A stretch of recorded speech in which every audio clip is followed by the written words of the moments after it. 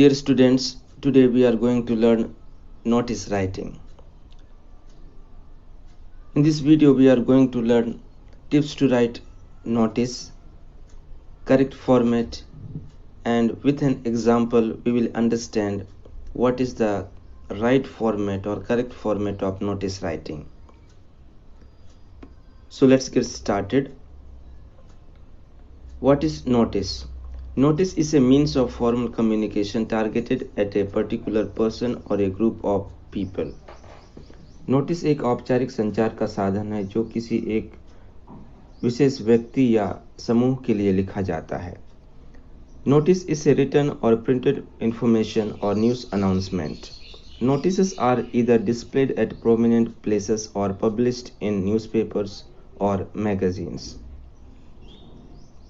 Notice लिखित, printed या घोषित सूचना या समाचार है. नोटिस को प्रमुख जगहों पर या समाचार पत्रों या मैगजीन में प्रकाशित किया जाता है. Notice is written in order to inform a large number of people about something that has happened और is about to happen.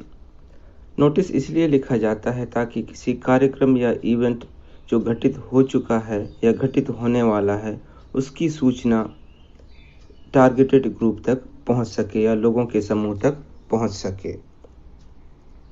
Now we will understand types and topics of notice. So let's pay attention and watch this video till the end. Types and topics of notice. Notice for meetings, notice for competitions like singing competition, debate, drawing, etc. Notice for celebration, notice for lost or found, notice for seminars, notice for warning, notice for an excursion trip, notice for an inauguration to take place, notice for an exhibition, notice for a blood donation camp to be held, or any other such type of event or information is to be issued in public interest. Now let's understand some important tips to be followed while writing a notice.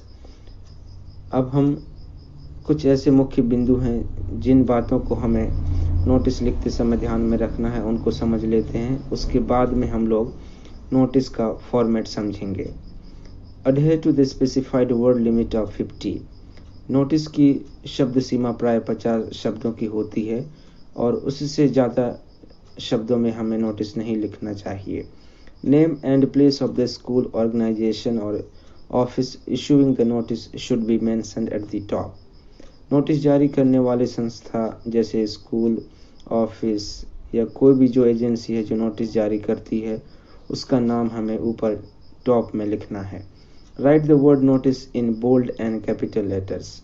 Notice शब्द को हमें bold और capital letter में लिखना होता है. Give an appropriate heading. Notice का एक सार्थक शीर्षक या हेडिंग या टाइटल हमें लिखना चाहिए.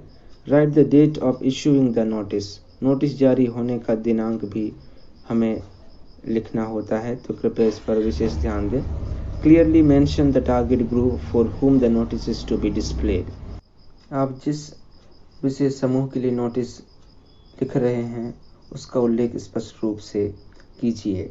Repetition of any information should be avoided. Notice में किसी भी सूचना को हमें दोबारा नहीं लिखना चाहिए. Keep your notice short, crisp and to the point. Notice छोटा, स्पष्ट और टू द पॉइंट मुद्दे पर ही हमें लिखना चाहिए. Your answer shall include answer to all the 5 W's: what, why, when, where and who, date, time, duration, place, venue, etc. हमें जो नोटिस का बॉडी या कंटेंट होता है उसमें date, time, duration, place, venue आदि का स्पष्ट रूप से उल्लेख करना चाहिए. The purpose for which it is being written should be stated clearly. Notice लिखने का जो उद्देश्य है वह स्पष्ट रूप से उल्लेख किया जाना चाहिए. Focus on presentation and clarity.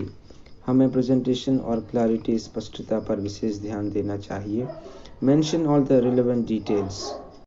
Event से संबंधित जो भी प्रासंगिक जानकारी हैं पूरे उसमें उल्लेख होना चाहिए।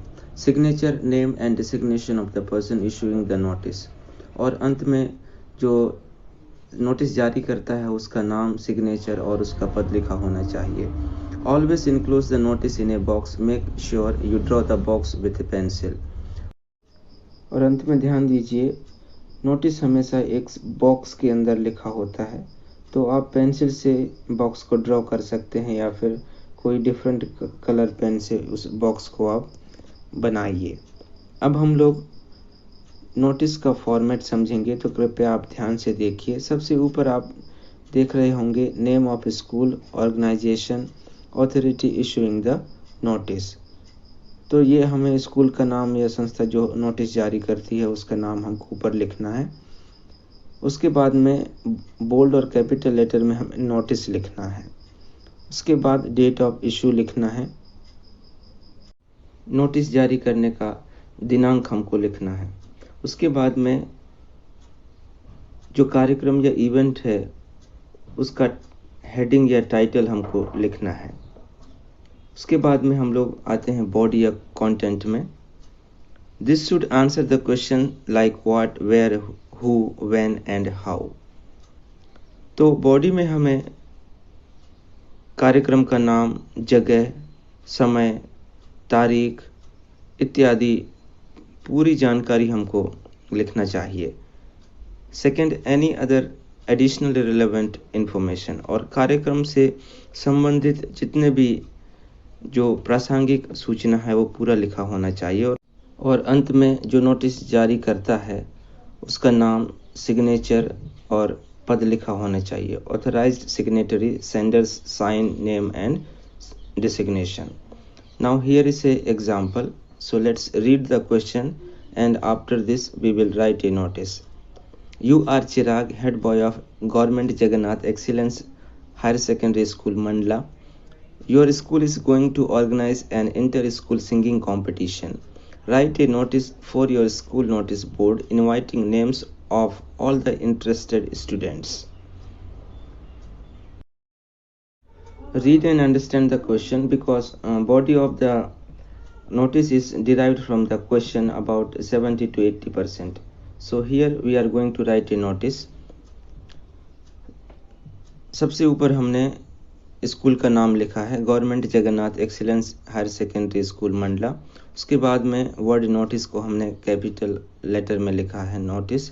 उसके बाद में डेट 20 जनवरी 2021। तो आपको ध्यान में रखना है कि जो डेट है उसको हमें जो दिया गया फॉर्मेट यहाँ पर मैं आपको दिया हूँ उसी फॉर्मेट में आपको लिखना है।